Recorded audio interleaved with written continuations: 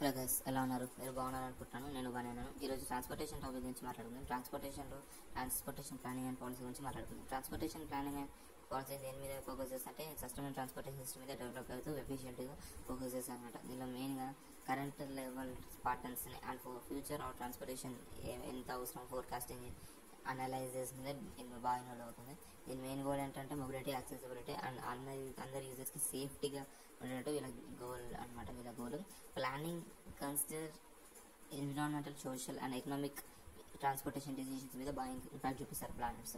Policies ఎలా guide చేస్తారంటే ఎలా ట్రాన్స్పోర్ట్ సిస్టమ్స్ అని డెవలప్ అయితే మేనేజ్ అవ్వడం, మెయింటైన్ అవ్వడం, దీన్ని పాలసీస్ గైడ్ అవుతాయి అనమాట.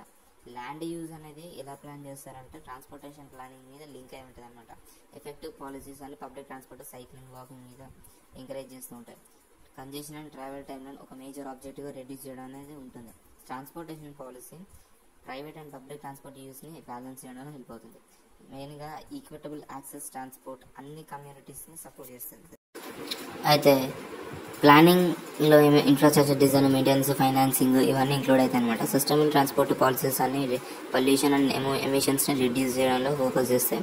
టెక్నాలజికల్ ఇన్నోవేషన్స్ అంటే స్మార్ట్ ట్రాఫిక్ సిస్టమ్స్ ఇవన్నీ ఇంటిగ్రేట్ అయ్యి ఉంటాయి అనమాట. పబ్లిక్ పార్టిసిపేషన్ అనేది ప్లానింగ్ ప్రాసెస్లో చాలా important.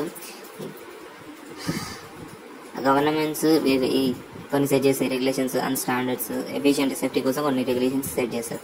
Urban and rural areas ఖచ్చితంగా different types of transportation start చేసి మీకు అవసరం అనమాట. Policies and coordination various transport మోడ్స్లో కోఆర్డినేషన్ ప్రమోట్ చేస్తుంది. ఇంటర్నేషనల్ కోఆపరేషన్ గ్లోబల్ ట్రాన్స్పోర్ట్ కనెక్టివిటీలో హెల్ప్ చేస్తుంది. Data drive and decision making transport system రిఫార్మ్స్లో ఇంప్రూవ్ చేస్తుంది. ఓవరాల్గా ట్రాన్స్పోర్టేషన్ ప్లానింగ్ అండ్ పాలసీ ఒక మొబిలిటీ అండ్ డెవలప్మెంట్ ఫ్యూచర్ని షేప్ చేస్తుంది అనమాట.